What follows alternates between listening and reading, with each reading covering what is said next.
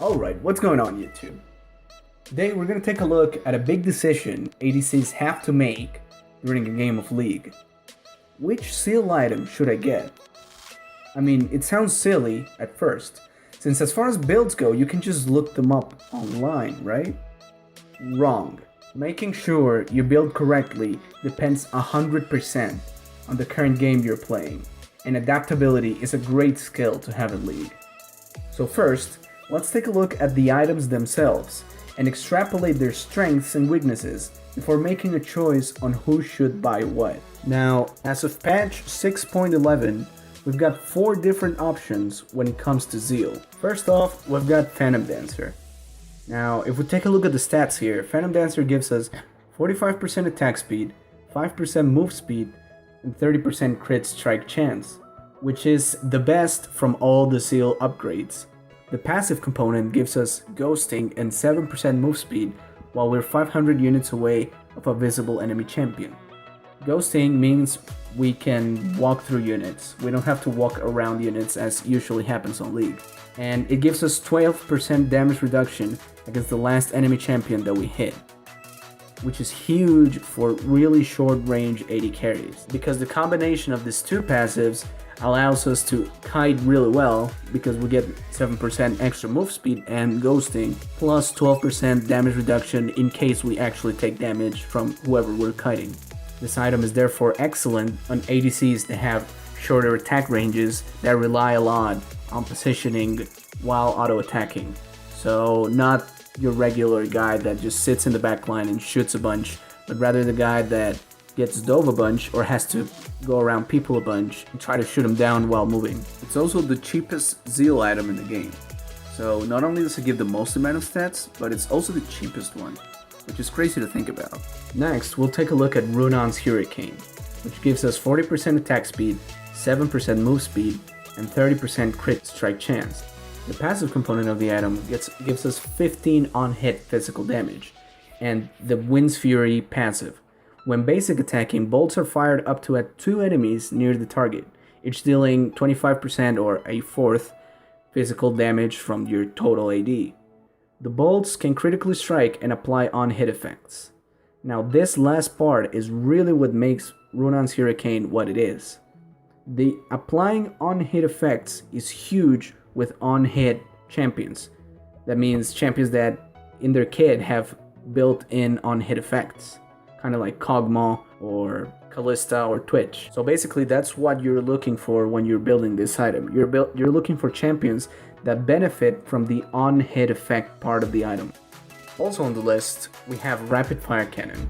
It gives us 30% attack speed, 5% move speed, and 30% critical strike chance, which is the lowest from any Zeal item. However, on the other hand, the passive component of this item is probably the best one of any Zeal item, which is Energized Strike. Moving and attacking generates energized stacks up to 100. When fully energized, your next basic attack gains Fire Cannon and deals 50 to 160 bonus on-hit damage. And the next part, Fire Cannon, your next basic attack gains 35% increased range, up to a maximum of 150 range. That is absolutely huge. The more distance you can put between you and whoever you're attacking, the better as an AD carry. So this item was actually so strong, it used to have the stats relative to other Zeal items. Like, if you could tell, both of the Zeal items we've seen thus far give a substantial amount of attack speed. This only gives 30% because the passive is just so ridiculous. Usually what will happen with this item is that since it has such poor stats, some AD carries build it after another Zeal item that gives substantially more stats. Kind of like if you went Ronans Hurricane and after that you went Rapid Fire Cannon to get the benefit from both things. So usually it's built as a second item, but obviously there are exceptions to this rule. And finally, we have Static Shiv. It gives 35% attack speed, 5% move speed, and 30% critical strike chance. The passive component is very much like our last item. It has Energized Strike. Moving and attacking generates energized stacks up to 100. When fully energized, your next basic attack gains Shiv Lightning. And what is Shiv Lightning? Well, your next basic attack on hit sparks lightning to up to 5 nearby units, dealing 50 to 120 bonus magical damage. increased to 100 to 264 against minions, and it can also crit, which is pretty crazy. However, this item has kind of fallen off. The reason being, Rapid Fire Cannon is excellent as a second Zeal item purchase, and this item is really only necessary if you have a champion that does not wave clear very well, that doesn't kill minions very quickly, kind of like Vayne, for example. But usually, as a rule of thumb, all AD carries have some sort of way to push quickly, so it's really unnecessary in the current landscape of League of Legends, and its stats are not good enough to compete with Ronans Hurricane or Phantom Dancer.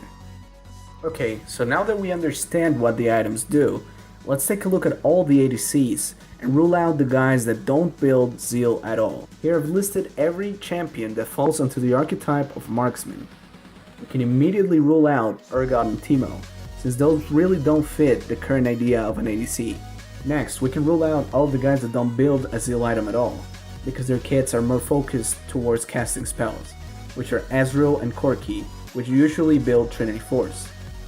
As a footnote, I'd like to point out that as of the making of this video, Zeal is no longer a component of Trinity Force, and although sometimes you see Rapid Fire Cannon on Corki, it's not really core to his build, so we'll get rid of both of those. For similar reasons, we can rule out Misfortune and Draven, since both would rather go armor penetration or just raw damage, because most of their damage comes from their skills and not their straight up auto attacks, or the auto attacks at a very specific point in the game. I'd also like to point out that some people would put Varus in this category, and they'd be right. Varus' damage comes from his abilities mostly when you build him as a caster. However, DPS Varus is pretty good as well, so we'll chuck him into the Zeal builders because it's viable and honestly arguably better since Essence River was introduced into the game. So we end up with this button. All these champions at one point or another want to build a Zeal item. We'll categorize them depending on the Zeal item they want to build first. And we'll also take a look at the reasons why they would want to build this item first instead of the other Zeal options. Here in the case of Phantom Dancer, the important guys that want to build Phantom Dancer first would be Vayne, Lucian, Sivir, and Graves. Vayne has excellent synergy with the extra attack speed that gives Phantom Dancer on her Silver Bolt. Plus, the extra move speed is very important for Vayne because she has really short range and wants to get out as many attacks as possible. So if she's nimble, that means she has an easier time kiting. Same thing with Lucian actually. Lucian usually has to get in it and start attacking people from very short ranges. So giving him the extra move speed plus that bit of attack speed to proc his passive is very good. Sivir on the other hand gets dove really easily unless she has her ultimate, so Phantom Dancer gives her even more move speed. On the case of Graves specifically, it's very good because it has synergy with Death's Dance, which is usually the other item you pick on Graves. This coupled with Graves' E, which increases his resistances, make him a very durable character even if he's building all damage. Next we'll take a look at the champions that want to rush Shiv. Now, Vayne is one of the only ones that really wants to do this, and it's very specific. Sometimes the enemy AD carry can outfarm you because they push so much quicker, so Shiv helps out when pushing power is necessary to rotate to a teamfight, for example.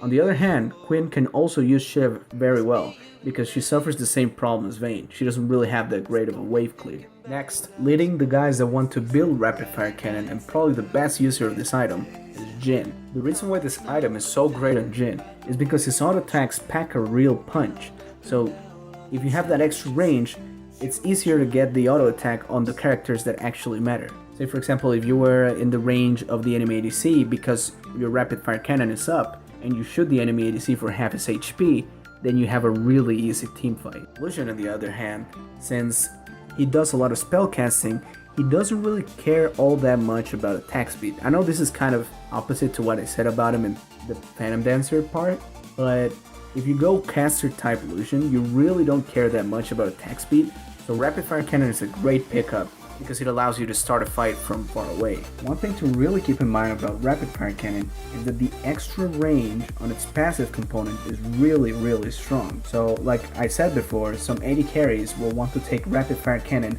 after either Phantom Dancer or Ronans Hurricane. And finally we have Ronans Hurricane, which is absolutely crazy on Ashe because her Q procs on the bolts, on the Ronans Hurricane bolts as well. The bolts also stack Caitlyn's headshot faster because they count as a non-hit effect. When Jinx is in rocket form, she shoots little rockets as the bolts, which also AoE. Kalista manages to stack more spears to rend different guys because the spear counts as a non-hit effect, so the bolts also stack spears on whatever they hit. Kindred has a much easier time in the jungle because all of her abilities are single targeted. So building Runans allows you to deal damage to other things while you're dealing damage to a specific jungle monster. Kog'Maw's Bio-Arcane Barrage deals % health damage and is a non-hit effect, which means it's no big surprise that he benefits from Runans. Hitting multiple guys is really good on Tristana as well, because it allows, in conjunction with her E, to have sort of like a static Shiv-like effect, whereas if something dies by your attack, and then you're dealing damage to other smaller guys, those smaller guys then die, and because of your E, they also explode at the same time. So it's kind of like a Shiv effect when it comes to clearing waves. Much like Kalista, Twitch also stacks his passive onto whatever the bolts hit, so natural fit for Runans. And Varus pretty much does exactly the same thing. You can stack his W onto whatever gets hit by Runans because it, as well as Twitch and Kalista, is a non-hit effect. That's basically about it. Remember that not all of this is set in stone. For example, I put Bane under the Phantom Dancer in the Shift category on purpose, because it depends on what the enemy is doing and whether they're pushing into your lane or not. Finally, thank you so much for watching. I'll be putting up a lot more guides about AD carry concepts in the near future, so subscribe if you want more. See you guys next time. Bye.